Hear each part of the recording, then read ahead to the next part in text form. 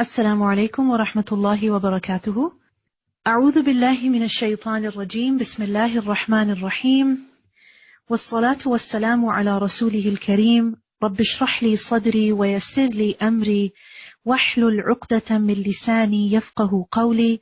اللهم اهد قلبي وسدد لساني واسلل سخيمة قلبي. آمين يا رب العالمين. The Prophet ﷺ said, whoever Allah wishes good for, He gives them the understanding of religion.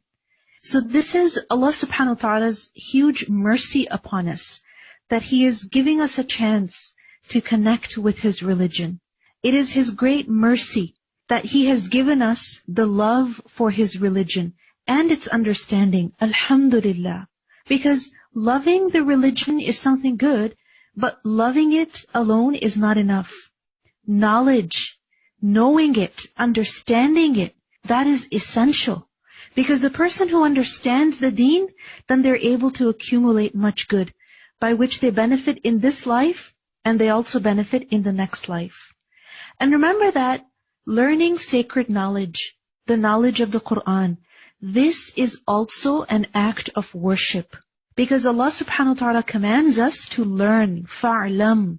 And the Prophet ﷺ specifically told us, ta'allamul Qur'an, learn the Qur'an. And reflecting upon the Qur'an is also in obedience to Allah's command. Because Allah says, أَفَلَا يَتَدَبَّرُونَ الْقُرْآنَ, meaning they should reflect on the Qur'an.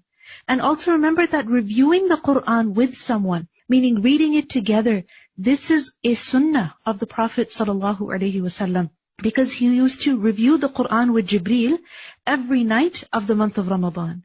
Allah subhanahu wa ta'ala tells us that يَرُفَعِ اللَّهُ الَّذِينَ آمَنُوا مِنْكُمْ وَالَّذِينَ أُوتُوا الْعِلْمَ دَرَجَاتٍ. That Allah will raise those who have believed among you and those who were given knowledge by degrees. Meaning with an increase in knowledge, and by that an increase in iman. This is something that increases a person in their rank near Allah subhanahu wa ta'ala also. So we should not have any hesitation in spending time with the book of Allah in this month. If this time that we spend together, where we reflect upon the Qur'an, we review it together, this helps us recite the Qur'an better. It encourages us and reminds us to worship our Lord. Then this is an act of ibadah. We learned that Shaykh Albani's daughter, Sukaina, she asked her father that is it not that the scholars of hadith would put away their books of hadith in the month of Ramadan and only focus on the recitation of the Qur'an? Meaning they would only focus on their personal worship and they would not engage in learning and teaching and studying? Is this correct? She asked him that is this month only for the Qur'an? So shall I stop the study of books of hadith, etc.? So he answered that this takhsis, this specification, has no basis in the sunnah. What is known from the sunnah is an increase in the recitation of the Qur'an in the month of Ramadan. It doesn't mean that we have to only recite the Qur'an and do nothing else. No, we can also engage in seeking knowledge, in learning, in teaching, in studying, etc. But along with that, we should also increase in the recitation of the Qur'an. So feel no guilt, because sometimes people feel guilty that, you know what, I should be spending this time in the recitation of the Qur'an, not in things related to ta'aleem. Ibn al-Qayyim rahimahullah said that as for reflecting upon the Qur'an, then it is to fix the eyes of the heart upon the meanings of the Qur'an, and focusing all of one's thoughts on understanding and reflecting upon it. And this is the very objective, the very purpose of the revelation of the Qur'an. Mere recitation without understanding and reflection is not the objective. So if we are only reciting, our goal is to just complete 5 recitations of the entire Qur'an, or 10, or 15, or how many ever, that is good. But the recitation alone, without any understanding, without any reflection, that is not the objective of the revelation of the Qur'an. So alhamdulillah, we're getting the opportunity to learn the meanings, review the meanings, or reflect upon the meanings. And insha'Allah, this is something that will help us improve our recitation. Insha'Allah. Bismillahir Rahmanir Rahim, Juz number 5. وَالْمُحْصَنَاتُ مِنَ النِّسَاءِ إِلَّا مَا مَلَكَتْ أَيْمَانُكُمْ كِتَابَ اللَّهِ عَلَيْكُمْ وَأُحِلَّ لَكُمْ مَا وَرَاءَ ذَلِكُمْ أَن تَبْتَغُوا بِأَمْوَالِكُمْ مُحْصِنِينَ غَيْرَ مُسَافِحِينَ. And also prohibited to you from marriage are all married women, except those your right hands possess, meaning those that fall as captive. This is the decree of Allah upon you, meaning this is something that Allah subhanahu wa ta'ala has decided. And lawful to you are all other women beyond these, provided that you seek them in marriage with gifts from your property, meaning you must marry them properly and give them their due mahr. And when you marry, then desire chastity, not unlawful sexual intercourse. Meaning, don't just pay a woman in order to enjoy her sexually, nor have a temporary marriage simply to have relations with her. So for whatever you enjoy of marriage from them, give them their due compensation as an obligation. And there is no blame upon you for what you mutually agree to beyond the obligation. Indeed, Allah is ever knowing and wise. So we see in this ayah that the man is obligated to give the mahr to his wife. This is not something that is just to be mentioned in the marriage contract, or it is to be spoken of at the time of marriage. No, it is actually a financial obligation upon the man. And until he gives it to his wife, he hands it over to her, making it her complete possession. It is a debt on him. So at the time of nikah, at the time of marriage, the man must give the woman her mahr. However, if she willingly forgoes part of it or all of it, with her volition, not by compulsion, then that is something which is permissible. And this verse also shows us what a legal relationship between a man and a woman looks like. You see, Allah subhanahu wa ta'ala has created human beings with different desires. There is the desire for food, the appetite of the stomach, and there is the desire for sexual pleasure. But just as there are boundaries that have been set when it comes to food and drink, there are also boundaries for sexual pleasure. This is what sets apart a person who has surrendered to Allah from the one who has not.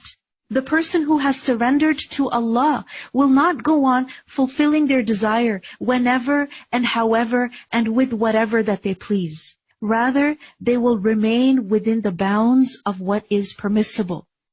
And remember, the goal of these boundaries is not deprivation, but it is for our own benefit and protection. Because inna Allaha kana aliman hakima.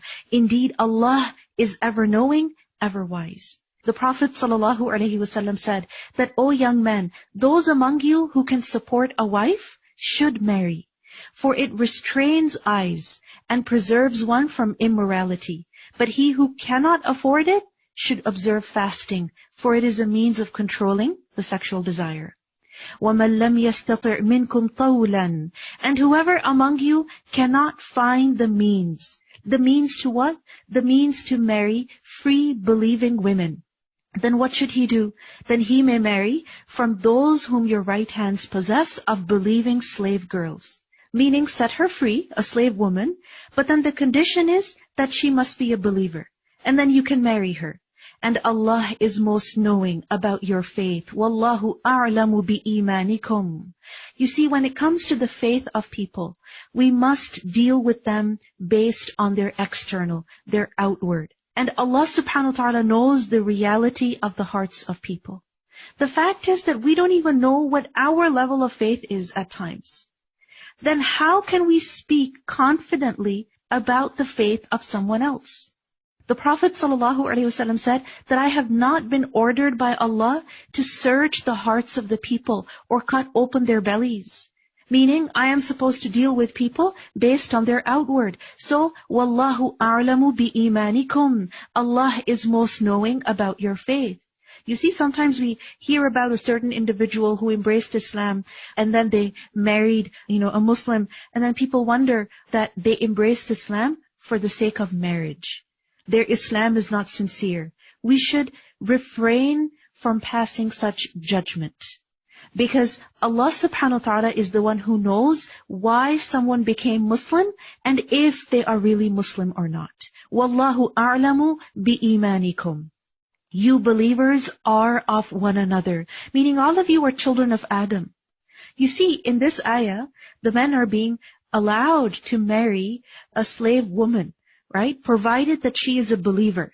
And when it comes to marrying someone who is of a lower social status, then this is something that people are, very concerned about. They hesitate. But this is a reminder, you believers are of one another, that the socioeconomic status of a person is not everything that defines them.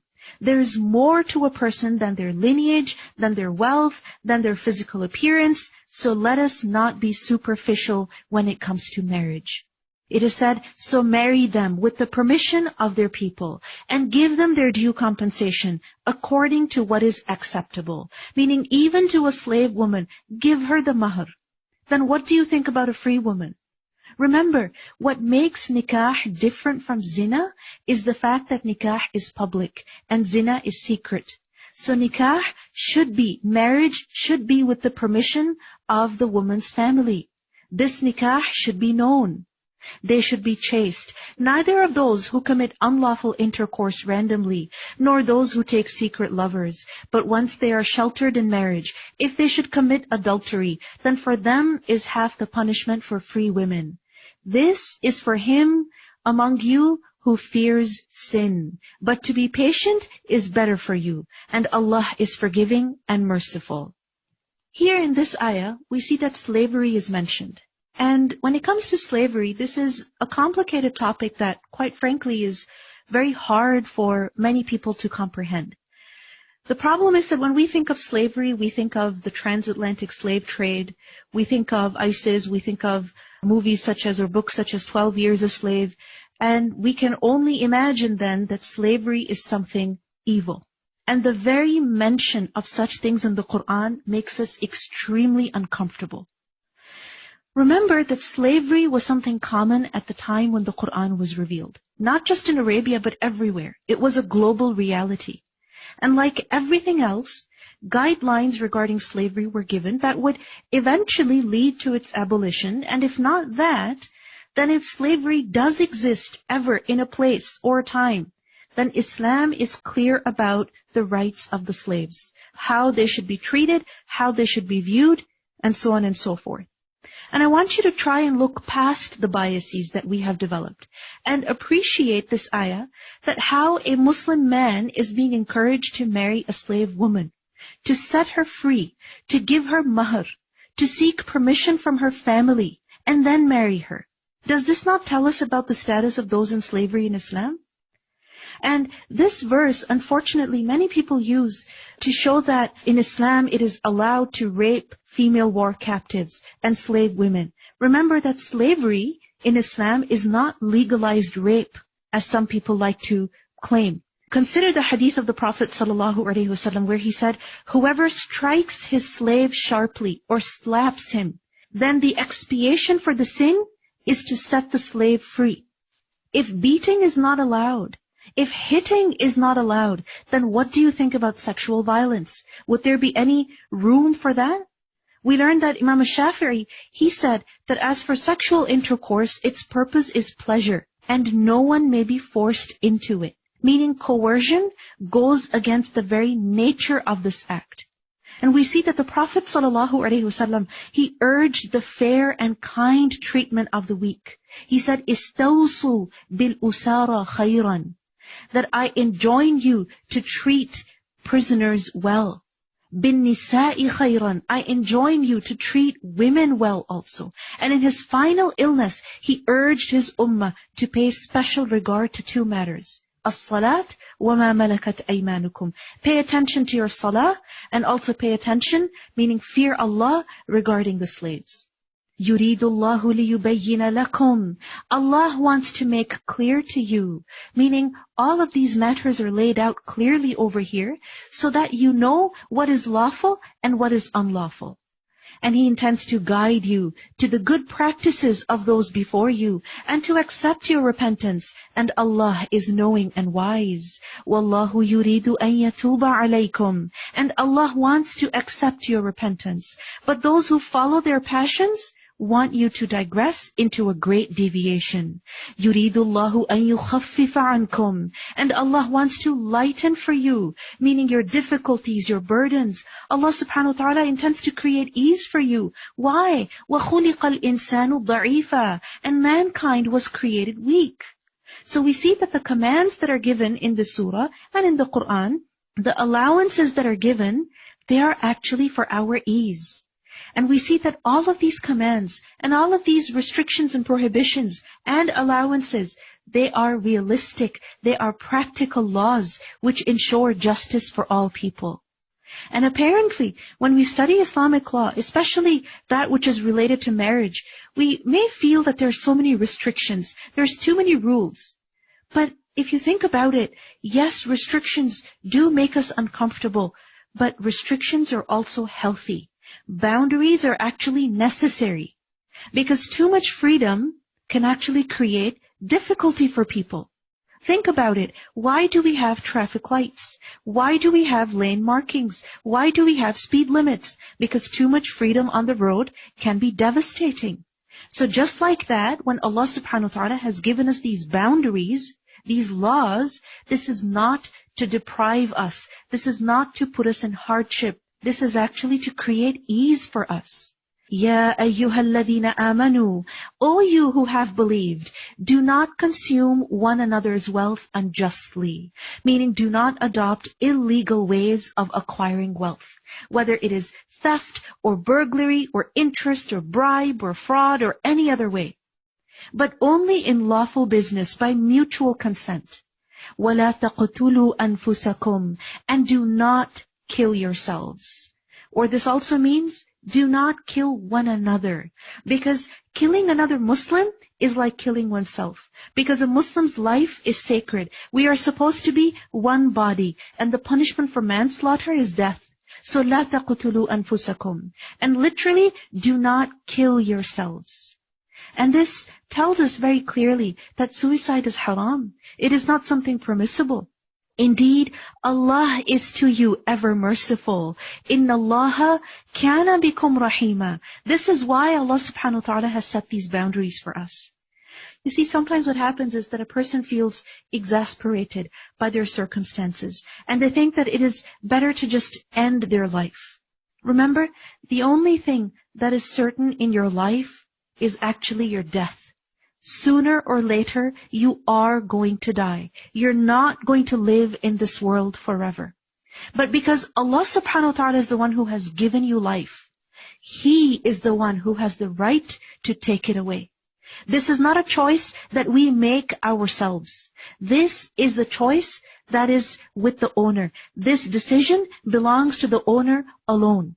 And the desire to die, if you think about it, it comes from a place of despair. And it is important to remember in these moments that inna Allaha kana bikum rahima. That yes, life is tough. It can feel unbearably difficult. But Allah does not like you to harm yourself. He has compassion towards you. So you should also have compassion towards yourself. You are worthy. وَمَن يَفْعَلْ ذَلِكَ عُدْوَانًا وَظُلْمًا. And whoever does that in aggression and injustice, then we will drive him into a fire. And that for Allah is always easy. إِن تَجْتَنِبُوا كَبَائِرَ مَا تُنْهَوْنَ عَنْهُ.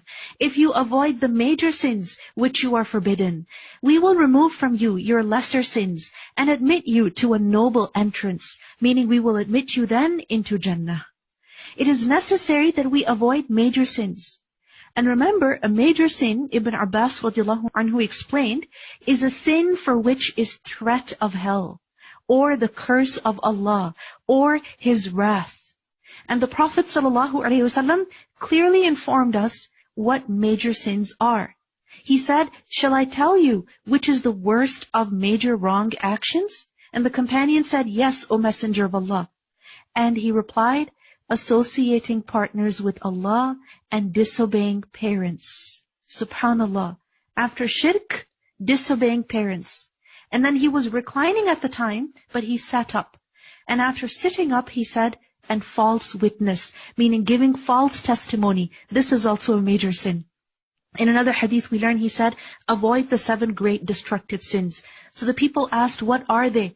And he said, to join others in worship along with Allah, to practice magic, to kill the life which Allah has forbidden, to eat riba, to eat up an orphan's wealth, to give back to the enemy and fleeing from the battlefield at the time of fighting, and to accuse chaste women who never even think of anything touching their chastity. And they're good believers, meaning accusing them of zina and things like that. So we see in this ayah that if a person avoids major sins, then their minor sins will also be erased. And their good deeds will erase their sins. There's a condition, and the condition is that the major sins should be avoided. The Prophet ﷺ said that the 5 daily prayers, and 1 Jumu'ah to the next, 1 Friday prayer to the next Friday prayer, and 1 Ramadan to the next Ramadan. All of these deeds are expiations for the sins committed in between. إِذَا اجْتَنَبَ الْكَبَائِرِ, provided that a person avoids the major sins. So it is necessary that we avoid major sins if we want the forgiveness from Allah subhanahu wa ta'ala. The Prophet ﷺ once ascended the minbar and he said, Abshiru, Abshiru. He said, I swear, no, I swear, Uqsimu, Abshiru, Abshiru, good news, good news. Whoever performs the 5 daily prayers and avoids major sins will enter Jannah from whichever gate that he wants. Subhanallah. Avoiding major sins is a means of forgiveness. And when a person avoids major sins, then La ilaha illallah helps them. And then their good deeds help them. وَلَا تَتَمَنَّوْا مَا فَضَّلَ اللَّهُ بِهِ بَعْضَكُمْ عَلَى بَعْضٍ. And do not wish for that by which Allah has made some of you exceed others. The fact is that Allah subhanahu wa ta'ala has created a difference between people. Meaning some people have been given what appears to be more and better than what others have been given. But this doesn't mean that some have been given nothing. No, Allah subhanahu wa ta'ala has given each creature something. So each person has certain strengths and certain deficiencies. Now, the problem is that when you compare yourself to others, yes, you do realize that they have what you don't have and that you have what they don't have. But this constant comparison is actually very unhealthy. Why? Because it leads to a superiority complex, where a person begins to feel that, you know what, I am better than others because I have this and they don't have it. Or it leads to an inferiority complex, where a person feels that they're inferior compared to others because they don't have what others have. So what we need is, as what some call it, interiority, which is to live without comparison. It is to be yourself and to not worry constantly about comparing yourself to others. Because when we are constantly comparing ourselves to others, we fail to see what Allah has given us. And we feel jealous over what others have. And Allah subhanahu wa ta'ala prohibits us from this. وَلَا تَتَمَنَّوْا مَا فَضَّلَ اللَّهُ بِهِ بَعْضَكُمْ عَلَى بَعْضٍ لِلرِّجَالِ نَصِيبٌ مِمَّا اكْتَسَبُوا وَلِلنِّسَاءِ نَصِيبٌ مِمَّا اكْتَسَبْنَ. For men is a share of what they have earned, and for women is a share of what they have earned. This is what matters, what you earn. So even though Allah subhanahu wa ta'ala has created people different and given, different rights, different privileges, there is still equal opportunity for all. How? How is there equal opportunity for all? That the door of iktisab, of earning, of doing, this is open to all. Meaning you can do something good where you are and as you are. And Allah subhanahu wa ta'ala has granted real freedom to people, which is spiritual freedom, not physical. And each and every person can accomplish a lot just by embracing who they are, by harnessing the unique abilities and strengths that Allah subhanahu wa ta'ala has given them, the paths that Allah subhanahu wa ta'ala has opened for them. So instead of viewing our limitations as obstacles, we need to view them as avenues. We need to understand that at times the obstacle is the way. Sometimes we think that because I'm a woman, I cannot do this or that. Because I'm young, because I'm old, because it's cold, because it's hot, because it's Ramadan, because I'm fasting, because I'm not fasting. And we make our condition, our situation an excuse. Whereas our condition, the situation that Allah subhanahu wa ta'ala puts us in, the rights or the obligations that He has imposed upon us, or the opportunities that He has taken away from us, whatever situation we are in, is actually not a deprivation, it is an opportunity. And remember that as a Muslim, every single person has a fair chance to succeed. The Prophet ﷺ said that وَالْعَبْدُ إِذَا اتَّقَى رَبَّهُ وَأَطَاعَ مَوَالِيَهُ فَلَهُ أَجْرَانِ. That if a slave fears Allah and obeys his master, then he too will get a double reward. Imagine a slave. What kind of freedom does a slave enjoy? Not much. But if a slave is dutiful to Allah and is obedient to his master, meaning the human one, then Allah subhanahu wa ta'ala will give them double reward. Imagine, such a person will be in Jannah. They were a slave in the world, but they will be in Jannah in the hereafter. So remember, for a believer, every situation is actually an opportunity. And this is why the Prophet ﷺ said, amazing is the case of the believer. Why? Because if he's in difficulty, he is patient, and that patience is good for him. If he is with blessing, he is grateful, and that gratitude is good for him. So our success is not in becoming an identical imitation of another person. No, our success is not in becoming someone else. Our success is in being pleased with Allah subhanahu wa ta'ala's decree for us. In focusing on what we can do, because that is what we will be asked about. We will not be asked about what we could not do. We will be asked about the things that we were able to do and we still did not do them. وَاسْأَلُوا اللَّهَ مِنْ فَضْلِهِ, and ask Allah of His bounty. إِنَّ اللَّهَ بِكُلِّ شَيْءٍ عَلِيمًا. Indeed, Allah is ever of all things knowing. So instead of envying what others have been given, ask Allah for His favor. You see, Iblis was envious, and look at where his envy took him. So instead of being upset with the framework of legal rights and responsibilities that Allah subhanahu wa ta'ala has given us, we need to accept these realities and focus on action, focus on what we are supposed to do and what we can do.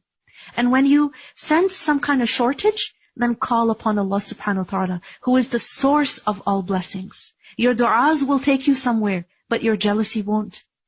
We learned that a man once came to the Prophet ﷺ as a guest. The Prophet ﷺ sent someone to his family to bring food, but there was no food at his house. So the Prophet ﷺ made dua, Allahumma inni as'aluka min fadlika wa rahmatik fa innahu la yamlikuha illa anta. That, oh Allah, I ask you of your favor and your mercy, for none owns it except you. And he had made this dua, and very soon a gift of some cooked meat was brought to the Prophet ﷺ. He wanted food, he made dua, and food was brought to him. And the Prophet ﷺ said at that this is Allah's favor, and we await His mercy. So when you want something, when you feel that something is missing, you are in need of it, then call upon Allah subhanahu wa ta'ala, ask Him for His favor. And for all people, we have made heirs to what is left by parents and relatives. And to those whom your oaths have bound to you, give them their share. Indeed, Allah is ever, over all things, a witness. So we see that when it comes to inheritance, for example, Allah subhanahu wa ta'ala has appointed the shares.